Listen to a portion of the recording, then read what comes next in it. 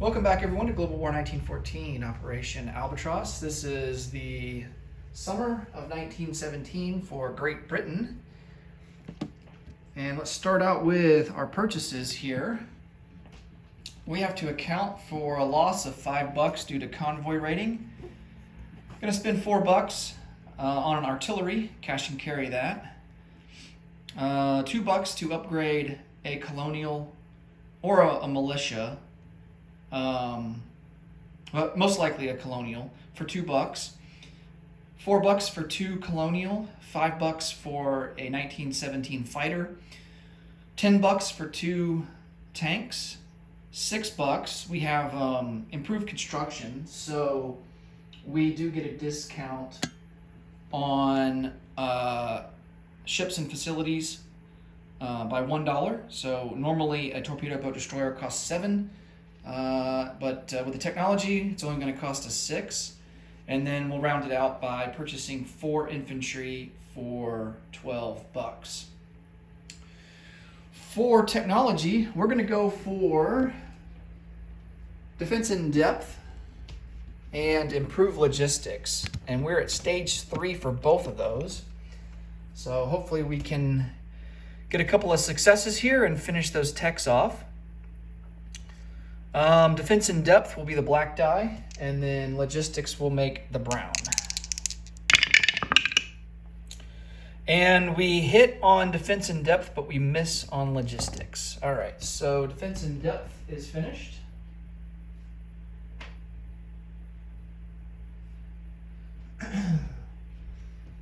And we'll have to try and finish off logistics next turn. Okay. We don't have any diplomacy to roll for. No recruitment rolls. So let's come over here to the board and go through our combat moves. And everything that we have is up here in Europe and in the Atlantic. So we're going to take a seaplane here in the British Midlands, and he's going to come on map, and we're going to try and see if we can't land a hit on one of these submarines. And we're going to try and finish off our mandatory offensive. Well, we are going to complete our mandatory offensive. We're going to send 6 infantry from Belgium into Western Germany. They will be subject to river crossing, so they'll be attacking at a 1. And then, we're going to do that, and we don't want to sacrifice. We don't want to risk losing anything else that we have in Belgium, so we're not going to send the artillery or the cavalry in, just the infantry. And I think that will be it for combat moves. All right, let's roll for the seaplane, and then we'll get into the attack on Belgium. Seaplane needs a 3 or less, and we miss with a 6. All right, so here is the setup for our mandatory offensive. Of course, we have the minimum requirement, 6 infantry, attacking at a 1 because of the river, the Rhine River. And on the defense, Germany has a fighter doing a ground attack at a 3. And 1917 fighter technology is the first tech available that allows fighters to conduct ground strikes. Germany also has 3 artillery at a 4, first strike, and then 7 infantry at a 6 because of the trench line. Okay, so here are the first strikes for Germany at a 4, and he gets 2 hits, and so of course we have to lose 2 infantry, and that will put us down to 4.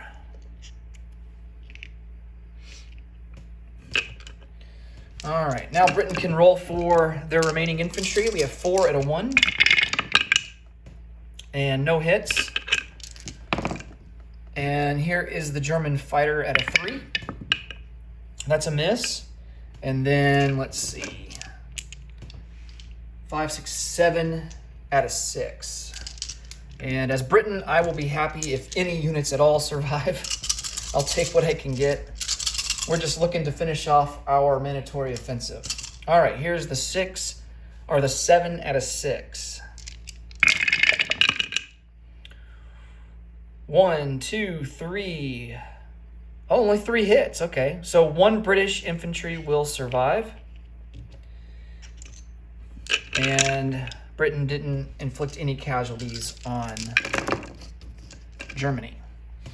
Okay, I'm going to get these guys back on the board.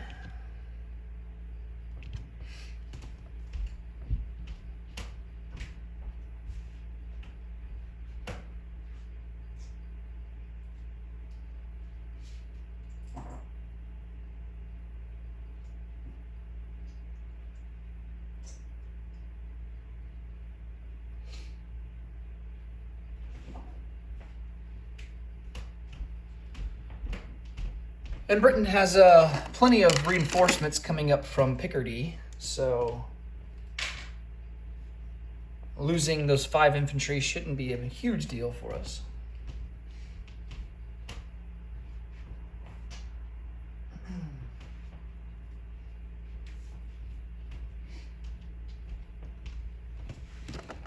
It does suck nonetheless, though, because with the mandatory offensive rule, it kind of simulates how World War I really was, with commanders just throwing guys away.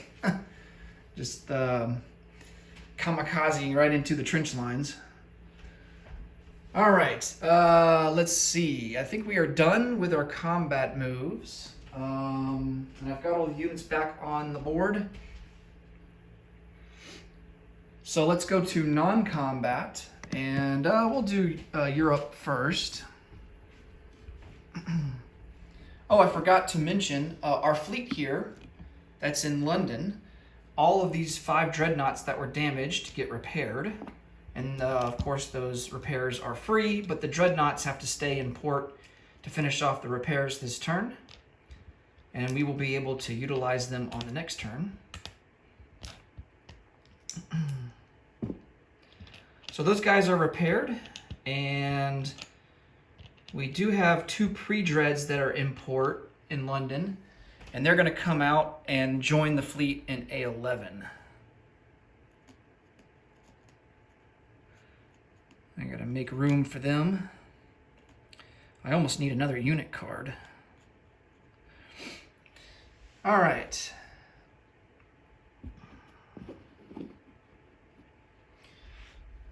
All of these British units here in Picardy are going to move up to Belgium. That's 2 tanks,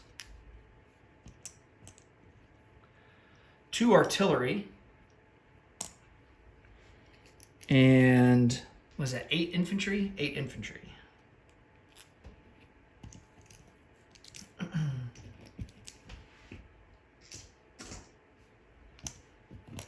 So that will give us 5 artillery, 9 infantry,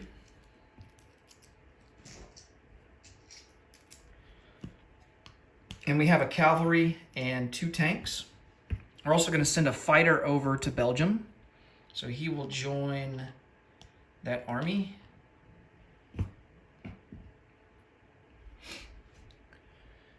And going into Picardy will be, and I think, yes, technically this will be a trench line here still, because we're going to siphon over a total of 4 infantry and an artillery. So 1 infantry, 1 artillery will load up on the British transport and go over to Picardy.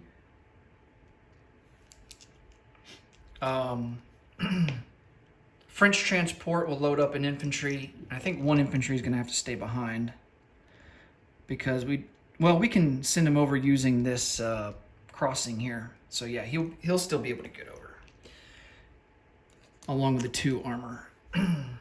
Yeah, we got plenty of capacity to do all that. Okay, so here's the 2 armor, and then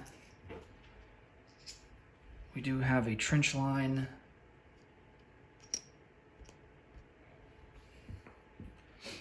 there in Picardy.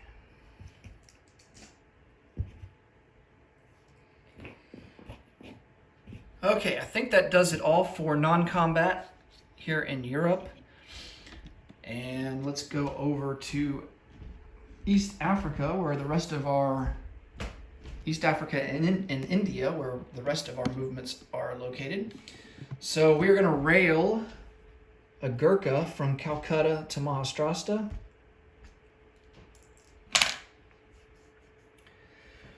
We're going to take this transport here that's in the Persian Gulf in I-6, and he's going to load up 2 infantry and send them down 1 to I-7, 2 to I-4, 3 to I-3, and drop them off in British East Africa.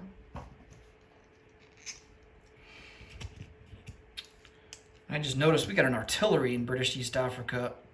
I should have rolled for an attrition attack into German East Africa. So I think we'll roll for that real quick before we go any further. Likely not going to score a hit, but you never know. And yeah, just not even close. Okay, moving along. All right, so we sent the transport down and unloaded some guys. And this transport here that's in I-3 will come up 1 to I-4, 2 to I-7, 3 to I-6. And he is just going to take the final infantry that's in Maharashtra and just send them over to southern Iraq. So that will give us 5 infantry in southern Iraq now, along with 2 artillery, a camel, and a Gurkha. All right. And I think that does it all for non-combat. I think I'm going to position this naval transport 1, 2, 3, and he's going to go into port into Gibraltar. So he's going to be in port here in Gibraltar. And I think that's going to do it for non-combat. Okay, let's place down some units. I'm going to start here in the east. So we have a colonial upgrade to an infantry, and he is going to go into eastern Egypt. That will give us 3 infantry there.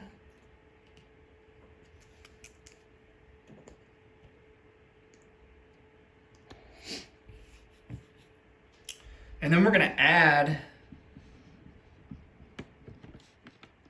a couple of colonials. One we're going to add into South African Union, and then the second one we're going to add into Eastern Belgian Congo.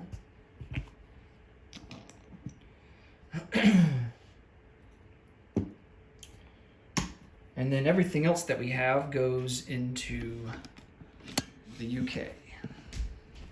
Well, except for the artillery. The artillery goes to Washington, D.C.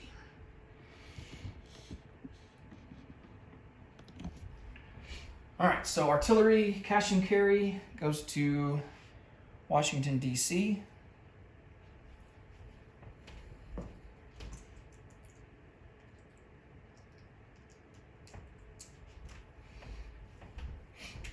And our fighter goes into London.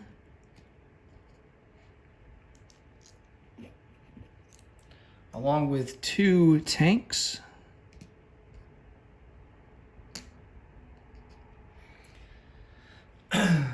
We also manufacture a new torpedo boat destroyer, so he will join the fleet there, fleet number 6 there in London.